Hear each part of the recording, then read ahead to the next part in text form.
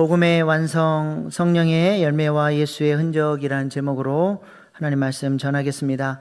갈라디아서는 우리에게 참된 복음이 무엇인지를 가르쳐 줍니다. 1장, 2장 복음의 출발, 계시된 복음이죠. 예수 그리스도가 내 안에 기쁨으로, 우리가 하나님과 원수되었을 때 은혜로 말미암아 기쁨으로 예수의 생명이 우리 마음 가운데 들어왔습니다. 이제는 우리는 내 하고 싶은 대로 살아가는 인생이 아니라 그 생명의 인도를 따르는 사람이 되어야 한다는 것이죠. 3장 4장은요 복음의 성숙입니다.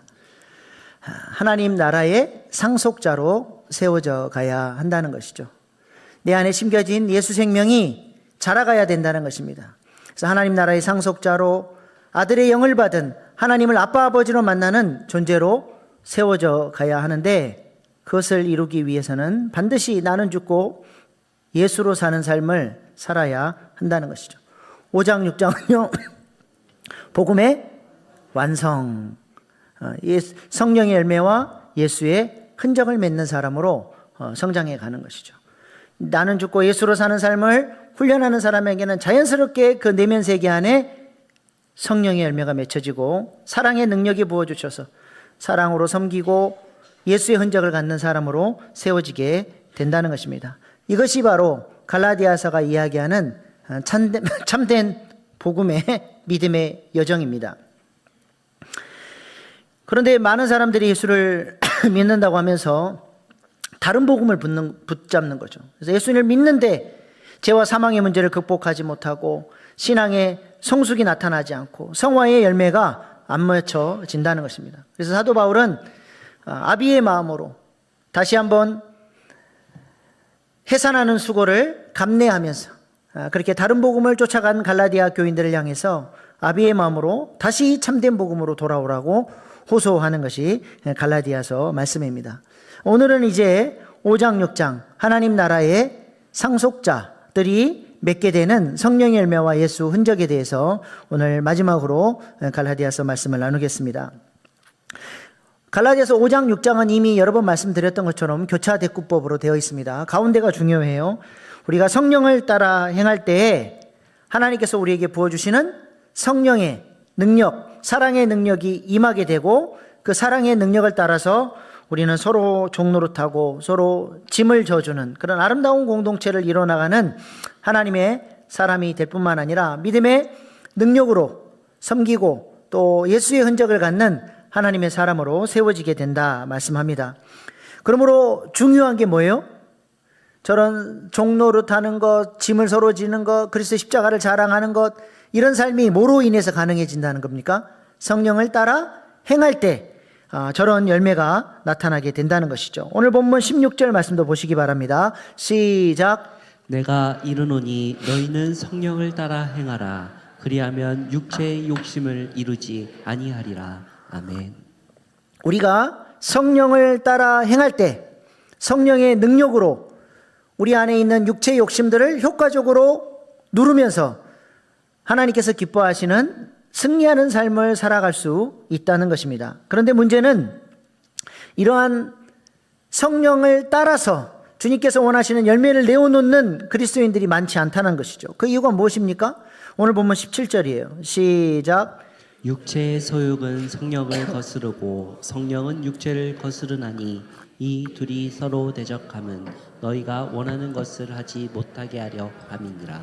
아멘. 왜 우리가 성령을 따라서 성령의 능력을 덧입고 살지 못합니까? 성령이 역사하지 않기 때문이 아니라 성령이 역사하고 성령의 감동이 와도 우리가 그 성령의 생각을 거절하고 따라가지 않고 뭘 따라가기 때문이에요? 육체의 소욕을 내가 따라가기 때문에 성령의 능력이 우리의 삶 가운데 안 나타난다는 것입니다. 성령님은 내가 원하지도 않는데 나를 강제로 성령 충만케 해서 주님의 뜻을 따르도록 하지 않습니다. 성령님은 인격적인 분이셔요. 우리가 성령님을 존중하고 내 마음의 의지를 드리며 성령을 따라가려고 할 때 그 의지를 붙잡으셔서 성령님이 역사하시는 것이지 강제로 역사하시는 분이 아니라는 것이죠. 그래서 청교도 신학자 존 오웬은 성령의 역사에 대해서 뭐라고 했습니까? 성령님은 우리 안에서 우리와 함께 역사하시고 우리 없이 우리를 거스려서 역사하지 않는다. 여기서의 우리는 바로 인간의 의지를 말하는 것이죠. 그러므로 오늘 본문 16절 말씀 다시 보십시오. 내가 이르노니 너희는 성령을 따라 행하라. 여기에 뭐가 들어가 있어요? 의지가 들어가 있는 거예요. 성령을 따라 살려고 애를 쓰고 의지를 드릴 때에 성령님이 그 의지를 붙잡아 주셔서 나로 하여금 성령을 따르고 성령의 능력을 덧입고 승리하며 살 수 있도록 도와주신다는 것입니다. 그렇다면 우리가 어떻게 하면 성령을 따라 살 수 있습니까? 어떻게 하면 성령의 생각을 할 수 있나요? 우리가 의지적으로 성령의 생각을 할 수 있도록 은혜의 방편들을 선택을 해야 돼요. 예배를 사모하고 말씀과 기도로 나아가고 그런 은혜의 방편들을 통해서 성령이 내게 역사하시고 성령의 감동, 성령의 생각이 내게 왔을 때 내가 의지적으로 그 생각을 붙잡고 따라가야 한다는 것이죠. 그래서 로마서 8장 5절로 6절에 사도 바울이 이렇게 얘기합니다. 육신을 따르는 자는 육신의 일을, 영을 따르는 자는 영의 일을 생각하나니 육신의 생각은 사망이요 영의 생각은 생명과 평안이니라. 영을 따르는 것이 무엇이라고 얘기합니까? 영의 일을 생각하는 거예요. 의지적으로 성령이 주시는 그 생각을 붙잡고 따라가는 것이 성령을 따르는 것입니다. 그러나 문제는 뭐예요? 우리가 생각을 통제할 수 있어요, 없어요? 없어요. 육의 생각도 불쑥불쑥 올라오고 성령의 생각도 오는 거죠. 그럼 그리스도인들은 어떻게 해야 됩니까? 생각나는 대로 사는 사람이 아니라 생각을 취사 선택해야 돼요. 육의 생각을 따르면 사망이라는 결과로 달려가고 영의 생각을 선택하면 생명과 평안으로 가는 것입니다. 주어지는 대로 생각하는 게 아니라 내가 떠오르는 생각을 통제할 수는 없지만 이 생각이 받아들여야 될 생각인지 거절해야 될 생각인지를 잘 분별해야 한다는 것이죠. 그래서 종교개혁자 마틴 루터가 멋진 말을 했습니다. 머리 위로 날아다니는 새를 막을 수는 없어요. 그러나 새가 내 머리 위에 둥지 틀려고 하는 것은 막을 수 있는 것이죠. 날아다니는 생각은 막을 수 없습니다. 그러나 내가 생각을 취사 선택할 수 있다는 것입니다. 이때 중요한 기능을 하는 것이 바로 총명입니다. 총명이 어떤 기능을 해요? 이 생각이 옳은 생각인지 거절해야 될 생각인지 받아들여야 될 생각인지 이것을 판단하고 받아들이고 하는 기능이 바로 총명입니다. 그런데 이 총명은 언제 살아있느냐?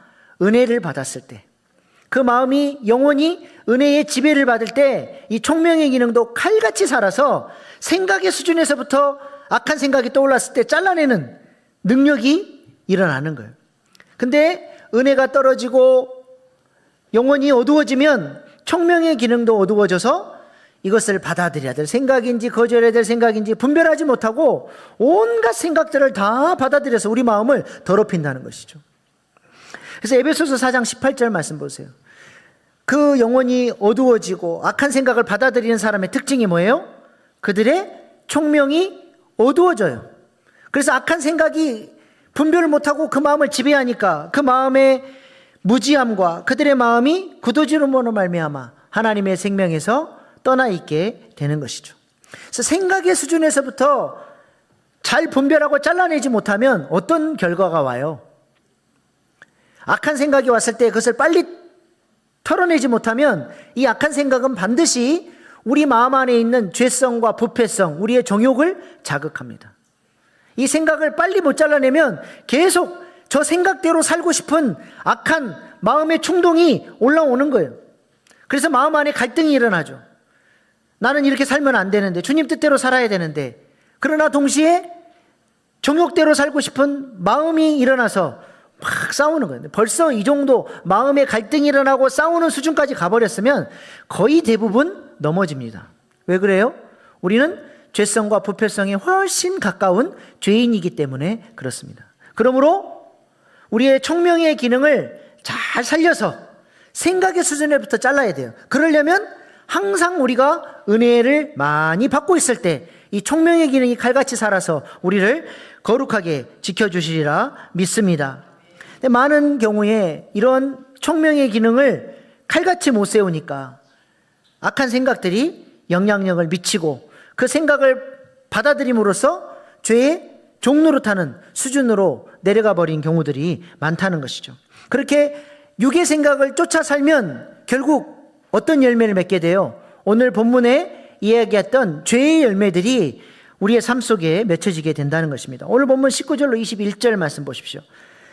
시작. 육체의 일은 분명하니 곧 음행과 더러운 것과 호색과 우상 숭배와 주술과 원수 맺는 것과 분쟁과 시기와 분냄과 당짓는 것과 분열함과 이단과 투기와 술 취함과 방탕함과 또 그와 같은 것들이라. 전에 너희에게 경계한 것 같이 경계하노니 이런 일을 하는 자들은 하나님 나라를 유업으로 받지 못할 것이요. 아멘. 아멘.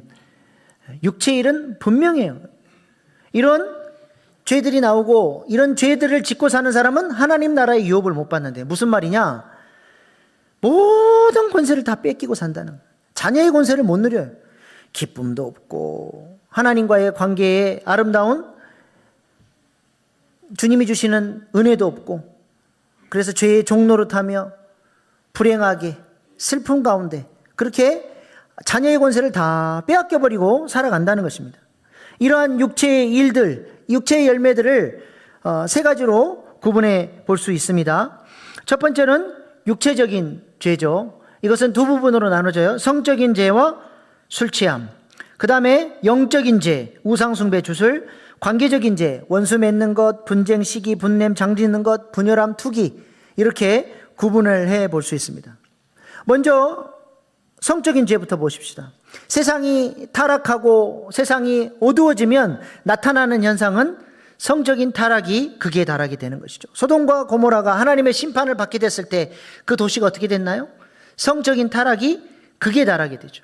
그래서 동성애가 만연해지고 그냥 그것을 당연하게 여기는 세상이 돼버리는 것이죠. 그런데 문제는 오늘날 한국 사회가 점점 소돔과 고모라와 같은 모습으로 변해간다는 것입니다. 2024년 갤럽 조사해 보니까 동성결혼을 찬성한다는 비율이 20년 전에 비해서 엄청난 수치로 올라왔어요. 17%, 동성결혼을 17% 2001년도에는 찬성을 했는데 2023년도에는 40%의 사람들이 동성결혼도 괜찮다라고 대답을 했다는 거예요. 더욱 심각한 것은 저 주황색 막대기 보세요. 18세에서 29세 무려 64%가 우리 젊은 세대들은 동성연애 해도 괜찮다라고 인식을 하고 있다는 것입니다. 왜 그렇습니까? 스마트폰이나 유해 매체를 통해서 계속 악영향을 받고 있기 때문에 그래요. 저 도표는 뭐예요? 초등학생 40%가 음란물을 보고 있고 중고등학생들은 엄청나게 높은 수치로 저런 것들을, 유해 매체를 그냥 스마트폰 때문에 걸러지지 않고 다 보고 산다는 거예요. 문제가 뭡니까? 계속 우리 아이들의 영혼 가운데 음란의 영, 악한 영들이 역사하고 안 좋은 가치관이 그들의 마음을 사로잡아 버린다는 게 문제죠. 보세요. 동성연애 거의 70%에 가까운 아이들이 괜찮다라고 생각을 하는 거예요. 그만큼 어떤 성적인 기준과 도덕이 점점 낮아지고 있는 거예요. 이게 소돔과 고모라의 특징이었죠. 근데 이 성경에서는 이 간음죄를 굉장히 다른 죄와는 구별된 죄로 하나님이 말씀을 하십니다. 차별성을 두고 얘기하죠. 고린도전서 6장 18절 말씀 보세요. 시작. 음행을 피하라. 사람이 범하는 죄마다 몸 밖에 있거니와 음행하는 자는 자기 몸의 죄를 범하느니라. 네, 다른 죄는 몸 밖으로 짓지만 음행은 몸으로, 몸 안에 자기 몸의 죄를 범한다는 거예요. 무슨 말입니까? 이게 성적인 죄가 영적인 것과 연결이 된다는 거예요. 예를 들어서 바알볼에서 발람의 꾀로 인해서 이스라엘 백성들이 모압에 있는 그 성창, 그러니까 그 창녀들과 관계를 하면서 어떤 일이 일어났어요? 하나님 뭐라고 말씀하셨습니까? 민수기 25장 3절 말씀 보세요. 이스라엘이 바알볼에 가담한지라. 옛날 개역 한글에는 바알볼에 부속됐다라고 했는데, 바알볼이라고는 우상과 영이 하나로 묶여버렸대요. 소울타이 됐다는 거예요. 영이 하나로 묶여버렸대요. 하나님과 영적으로 하나 되어야 될 이스라엘 백성들이 잡신, 이방의 신 음란의 영을 그대로 받아들여서 그들의 영혼이 그 더러운 영들과 결탁되어 버렸다는 거예요.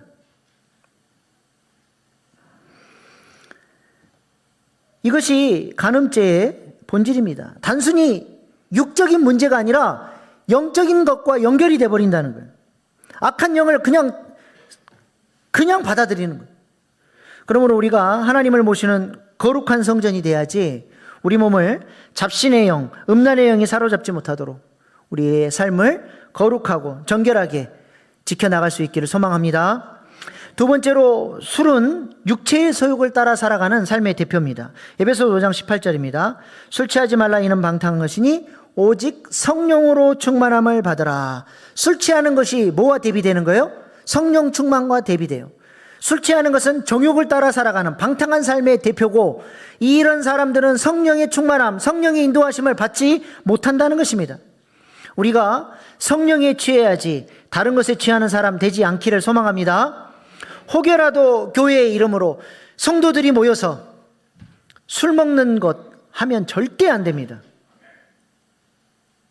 우리가 예수님의 이야기로 가득한 교회, 모이면 서로 기도하고 성령 충만을 위해서 기도하고 서로 마음을 나누면서 그렇게 거룩을 추구하는 교회가 돼야지, 그냥 호기심에 그런 문화들을 만들면 절대로 안 되는 거예요. 교회가 그러면 영적 권세를 다 잃어버리는 거예요. 그 다음에 영적인 죄입니다. 무당을 찾아가고 우상 숭배하는 일들은 하나님이 정말 싫어하는 죄라는 거예요. 레위기서에 보면 하나님께서 무당들은 어떻게 하라고 했습니까? 레위기 20장 6절 27절입니다. 접신한 자와 박수무당을 음란하게 따르는 자에게는 내가 진노하여 그를 그의 백성 중에 끊으리니. 시작. 남자나 여자가 접신하거나 박수무당이 되거든 반드시 죽일지니 곧 돌로 그를 치라. 그들의 피가 자기들에게 돌아가리라. 아멘. 이스라엘 백성들의 영을 혼탁하게 하고 더러운 영들을 받아들이게 하는 이런 무당들은 하나님이 죽이라 말씀하셨어요. 이스라엘 백성들의 거룩성을 보호하기 위해서 그렇습니다. 계시록에 보면 어떤 사람들이 유양불에 던져지는 심판을 받는다고 말씀하십니까? 계시록 21장 8절 말씀 보세요. 그러나 두려워하는 자들과 믿지 않은 자들과 흉악한 자들과 살인자들과 음행하는 자들과 점술가들과 우상숭배자들과 거짓말하는 모든 자들은 불과 유황으로 타는 못에 던져지리니 이것이 둘째 사망이라.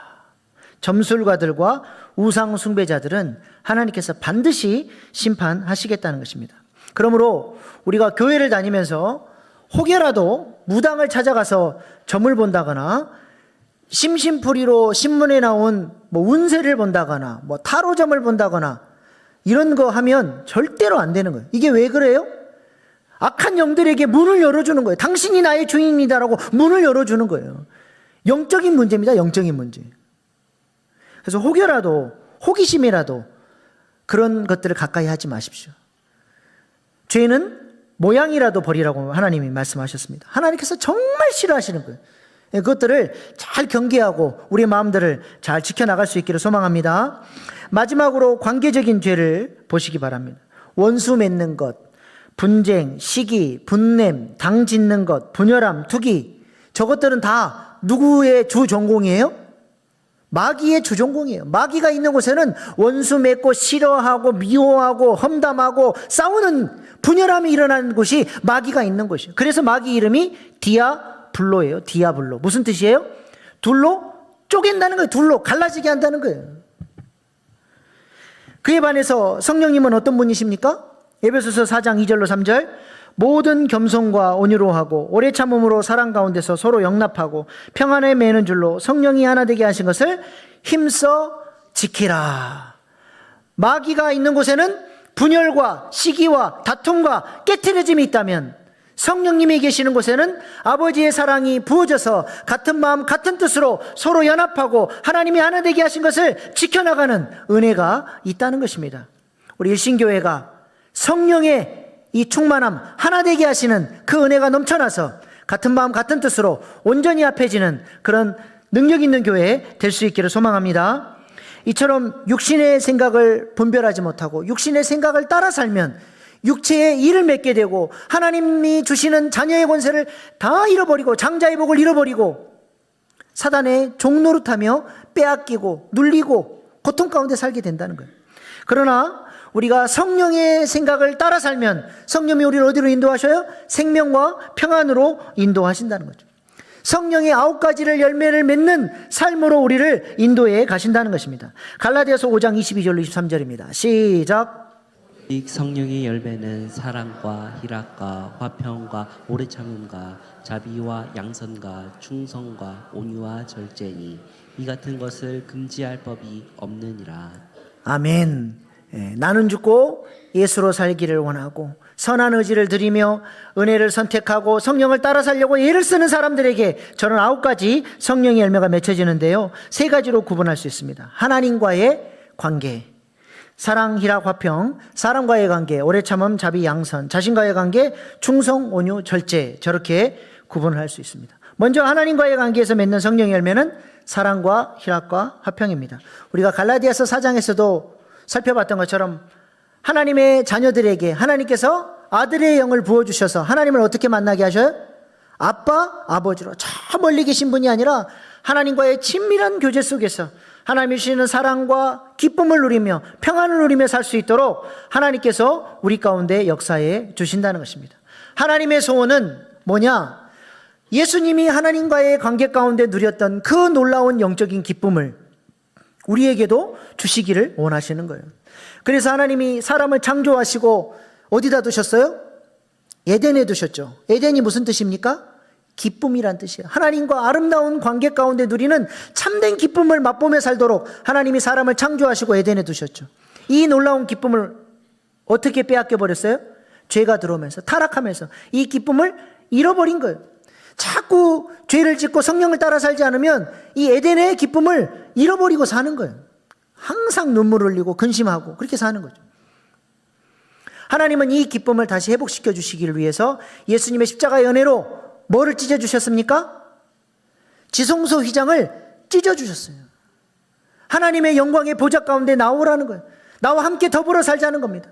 맨날 뜰만 밟는 수준이 아니라 번제단을 지나 물두멍 나는 죽고 예수로 사는 삶을 훈련하고 성소, 지성소로 나아가 하나님이 주시는 신령한 양식을 공급받고 하나님의 영광의 얼굴을 배우는 그 기쁨의 삶으로, 그 에덴의 삶으로 하나님이 우리를 부르시는 것입니다. 그래서 그 성막의 구조가 뭐예요? 하나님을 만나고 예배하고 하나님을 경험하는 과정들 아닙니까? 영생이 뭡니까? 영생이 하나님을 경험적으로 알아가는 기쁨이 영생이에요. 날마다 우리 안에, 오늘 우리 백집사님이 일신 강조하셨는데 날마다 새롭게 하나님을 만나는 기쁨이 우리의 마음 안에 열려져야 돼요. 하나님이 그것을 우리에게 주시기를 원하시는 거죠. 예배 가운데 하나님을 기쁨으로 만나고 계십니까? 아멘이에요? 우리가 날마다 하나님을 예배 가운데 만나야 돼요. 주일 예배의 기쁨이 우리의 사적 예배를 적시고 우리의 삶의 예배를 적셔가는 그런 사람으로 하나님 우리를 부르시는 것이죠. 천국이 어떤 곳입니까? 천국이 사도 요한에게 하나님이 천국을 딱 보여주셨는데 계시록 4장에 보니까 하나님을 영광스럽게 예배하는 모습을 보여주시는 거예요. 천국에는 시간적 개념도 없겠지만 천국이 어떤 곳이라고 하나님 보여주셨어요? 365일 24시간 하나님을 기뻐하고 예배하는 곳이 천국이래요. 그러면 우리는 천국에 어울리는 사람으로 준비가 되어져야 되지 않겠습니까? 1시간의 예배도 힘들어가지고 시계를 보고 평상시보다 조금만 늦어지면 짜증이 나고 화가 난다고 한다면 이 사람이 천국에 어울리는 사람이겠습니까? 천국이 어떤 곳이라고요? 24시간 365일 예배하는 곳이에요. 1시간 예배도 못 견디는 사람을 거기다가 데려다 놓으면 그 사람이 천국이겠냐고요. 우리가 천국에 어울리는 그런 사람들 될 수 있기를 소망합니다. 하나님께 예배하는 이 시간이 여러분에게 참으로 행복하고 기쁨이 되는 시간이 될 수 있기를 소망합니다. 그런 사람이 천국에 어울리는 사람이 되는 것이죠. 옛날 1900년대 초에 선교사님들이 이렇게 선교하시는데 이분들이 그 운동하시려고 테니스장을 만들어서 테니스를 치는데 지나가던 양반이 그러더랍니다. 아이고 귀하신 선교사님들이 뭐 하려고 그렇게 땀을 뻘뻘 흘리시면서 일을 하시냐고. 그런 것은 저기 저 아래 것들 시키시라고. 테니스가 그렇게 땀을 뻘뻘 흘리면서 하는 그게 고통입니까? 즐거우니까 하는 거예요. 테니스 좋아하시는 분들 한 번 코트 들어가면 4시간, 5시간도 안 나오시더라고요. 예배가 우리에게 그렇게 기쁨이 되고 즐거움이 되면 세상 사람들은 뭐 하려고 시간 낭비, 돈 낭비, 교회 가서 예배하냐 그러지만 우리는 이 예배 시간이 하나님을 만나는 참된 기쁨의 시간이요, 하나님이 공급해 주신 하늘 양식을 공급받는 시간이기에 우리는 기쁨으로 사모하며 이 예배 가운데 달려 나오는 것입니다. 예배의 이 기쁨을 우리 생애 마지막 날까지 그 어떤 것에도 빼앗기지 않기를 소망합니다. 그리할 때 주님께서 우리를 부르셨을 때 꿈에도 그리는 그 영광스러운 천국 예배에 참여해서 하나님의 영광을 목도하며 하나님을 기뻐하며 그렇게 예배하는 천국 백성 되리라 믿습니다. 두 번째로 오래 참음 자비 양선입니다. 성령님은 우리 안에서 역사하셔서 다른 사람과의 관계를 열어주고 용서하고 사랑하고 하나 되게 하시는 능력이 되신다는 거예요. 예전에 섬기던 한 교회 집사님 그 집에 신방을 갔는데요, 이분은 남편을 너무 미워하는 거예요. 이분만이 아니에요. 신방하다 보면 남편 미워하는 여자들이 얼마나 많은지, 얼마나 남편이 미운지 살아보겠다고 밥 먹는 소리, 깍두기 씹는 소리가 그렇게 듣기 싫다는 거예요. 우리 남편들이 아내들에게 이런 존재 되지 않기를 축복합니다. 아무튼 이 집사님은 은혜를 많이 받았어요. 근데 기도를 하면 할수록 하나님이 뭐라 그래요? 네 남편 용서해라, 네 남편 사랑해라. 근데 마음에 반발심이 드는 거예요. 싫어요 주님, 저 그렇게 할 수 없어요. 이 인간이 평생 나에게 한 짓이 있는데 하나님, 내가 어떻게 이 인간을 용서합니까? 거절을 하는 거예요. 외면하는 거예요. 근데 주님이 또 음성을 들려주는 거예요. 용서해라, 사랑해라.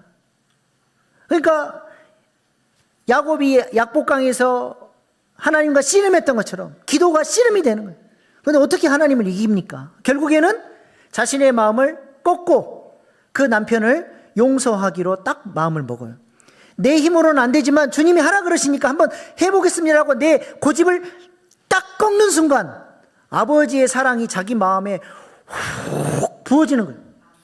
그 능력이 자신의 마음을 사로잡기 시작하니까 그렇게 꼴보기 싫던 남편이 불쌍해 보이고, 그 남편의 상처가 보이고, 그 남편의 외로움이 보이고, 그 남편의 아픔이 절절하게 자기 가슴에 느껴지기 시작하면서 진짜 용서할 수 있는 마음이 생겨나더라는 것입니다. 그렇게 주님 앞에 나를 꺾고 영의 생각을, 육의 생각을 꺾고 영의 생각을 따르기로 결정했더니 하나님께서 남편과의 관계도 회복시켜 주시고 천국과 같은 가정으로 회복시켜 주셨다는 것입니다. 여러분은 무엇을 꺾고 사십니까? 영의 생각을 따르기 위해서 무엇을 내려놓고 계십니까? 우리 안에도 이런 성령의 역사, 나는 죽고 예수로 살기로 결정했을 때 역사해 주시는 사랑의 능력을 우리 모두 경험함으로써 용서하지 못한 사람 용서하고 사랑하고 배려하고 그렇게 성령 충만한 사람으로 세워져 갈 수 있기를 소망합니다. 마지막 세 번째로 성령님은 우리 스스로를 사랑하고 더욱 멋지고 아름다운 신앙인으로 우리를 날마다 성숙시켜 주시는 분이라는 것이죠. 충성은 변함없는 신실한 사람이 되는 것이고, 온유는 겸손하고 부드러운 성품을 갖는 것입니다. 이 두 가지가 합쳐질 때 어떠한 옛사람의 모습도 거절하고 셀프 컨트롤, 절제, 내가 하나님 앞에서 어떻게 살아야 되는지를 분명한 방향성을 가지고 내 삶을 컨트롤해 가면서 살아가게 된다는 것입니다. 이런 사람이 성숙한 사람이죠. 어떻게 성령 안에서 성숙되어지는 성령의 열매들이 맺혀지고 계십니까? 토니 멜렌데즈라고 하는 사람이 있습니다. 두 팔이 없는데요, 기타를 얼마나 잘 치는지 하나님을 찬양하는 가수로 아름답게 쓰임받는 가수 겸 찬양사역자입니다. 어릴 때 장애 때문에 몇 번이나 자살하려고 하고 삶에 의미가 없고 사람 친구들로부터 놀림받으니까 인생에 의미가 없어서 좌절하고 죽어버리려고 했던 인생이 하나님을 만나고 하나님께서 주신 은혜 안에서 자기 자신을 열심히 훈련시키고 성장시켜서 이제는 하나님을 영광스럽게 찬양하는 찬양 사역자로 세워지고 자신의 인생을 멋지게 바꾼 사람입니다. 잠깐 영상으로 보시겠습니다. 네, 저는 저 영상을 보고 부끄러움을 느꼈습니다. 두 팔이 있는데 20년 전에 기타를 끊어버려가지고 기타 하나도 못 치는데 기타를 다시 시작해야 되나? 얼마나 노력했겠습니까? 발가락이 찢어지고 피가 나고 굳은 살이 박히고 연주를 하기까지 하나님 주신 비전 붙들고 포기하지 않고 자신을 성장시키기 위해서 훈련했더니 이제는 멋지게 하나님을 찬양하는 사역자로 쓰임받게 됐다는 것입니다. 우리는 너무 핑계가 많아요. 환경이 어떻고 나이를 얼마나 먹었고 상황과 조건을 바라보면서 하나님이 성령을 통해서 나를 세워주시겠다고, 나를 통해서 하나님 나라의 상속자로 우리를 세우시겠다고 하는데도 이래서 안 되고 저래서 안 되고 나는 뭐 평신도여서 안 되고 계속해서 하나님이 부르심을 거절하고 사는 거예요. 하나님은 우리를 성령으로 새롭게 하셔서 우리에게 비전을 주시고 하나님 나라의 상속자로 우리를 쓰시기를 원하십니다. 우리를 통해서 선십의 사역, 킹십의 사역을 이뤄가고 구속사를 이뤄가는 일에 우리를 쓰시겠다 말씀하십니다. 성령님이 도와주신다잖아요.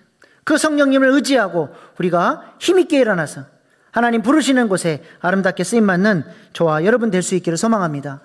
여러분은 영원한 하나님 나라를 위해서 무엇을 심고 계십니까? 무엇을 얻기 위해서 심고 계십니까? 반드시 심어야 열매가 나오거든요. 갈라디아서 6장 7절 8절 말씀 보십시오. 시작. 하나님은 업신여김을 받지 아니하시나니 사람이 무엇이 심든지 그대로 거두리라. 자기의 육체를 위하여 심는 자는 육체로부터 썩어질 것을 거두고 성령을 위하여 심는 자는 성령으로부터 영생을 거두리라. 아멘. 우리 말씀 읽고 나면 꼭 아멘 하십시다. 심고 거둠의 법칙은 자연 만물에게만 있는 게 아니라 영적 세계에도 동일한 거예요. 우리는 하나님 나라를 위해서 믿음으로 씨를 뿌리고 심어야 할 줄로 믿습니다. 주의 일을 하는 사람들을 위해서 중보적 기도로 함께 심고 함께 동역하고 전도와 선교를 위해서 물질로 심고 하나님 나라가 세워져 갈 수 있도록 우리 몸된 교회가 아름답게 세워져 갈 수 있도록 그것을 위해서 함께 헌신하고 같은 마음 같은 뜻으로 영적인 투자를 하는 거예요. 심는 것은 절대로 1대1로 거두는 법이 없죠. 환경과 상황에 따르긴 다르지만 한 알의 씨앗이 심기면 어떤 결과가 오냐? 벼는 보통 100배의 결실을 맺습니다. 쌀보리는 50배, 밀은 30배, 메주콩은 70배, 수수는 3000배, 조는 4000배를 거둔대요. 우리가 믿음으로 성령을 의지하며 하나님 나라를 위해서 헌신하고 심으면 하나님께서 우리의 헌신을 사용하셔서 30배, 60배, 100배의 결실로 하늘의 귀한 것들로 갚아주시리라 믿습니다. 믿음의 조상들은 바로 이것을 볼 수 있는 눈이 있었던 거예요. 그래서 이 땅의 가치를 내려놓고 하나님 나라의 가치를 바라보며 하나님 나라를 위해서 헌신하며 살아갔다는 것이죠. 그리스도의 흔적이 그들의 마음 가운데 새겨지는 거예요. 내 안에 육신의 생각을 꺾으면서도 새겨지고 누군가를 섬기면서도 새겨지고 그렇게 예수님 닮은 사람으로 날마다 세워져 갔다는 것입니다.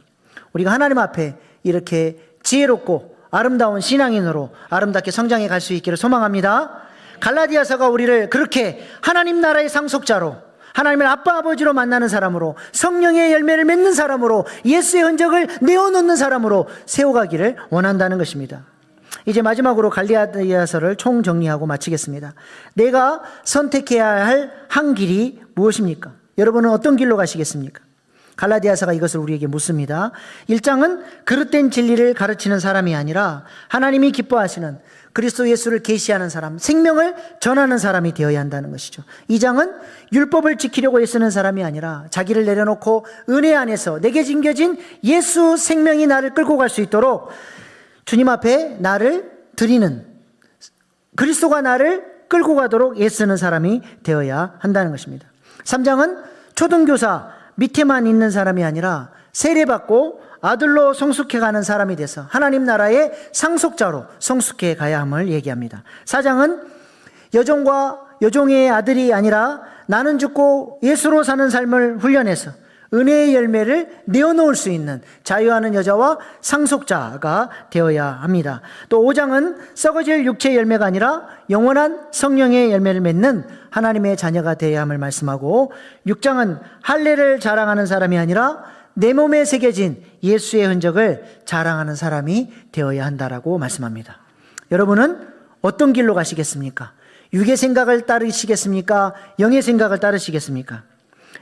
영의 생각을 따름으로 말미암아 하나님이 기뻐하시는 은혜의 열매를 내어놓는 저와 여러분 될 수 있기를 소망합니다.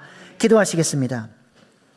갈라디아서를 통해서 하나님께서 여러분에게 어떠한 메시지를 주셨습니까? 어떠한 성령의 음성을 들으셨습니까? 어떠한 영의 생각이 여러분의 마음 가운데 감동으로 임하셨습니까? 나는 어떤 신앙인이 되어야 합니까? 어떻게 성숙해져 가야 하고 어떤 열매를 내어놓아야 합니까? 잠시 마음속으로 조용히 갈라디아서 말씀을 정리해 보시기 바랍니다.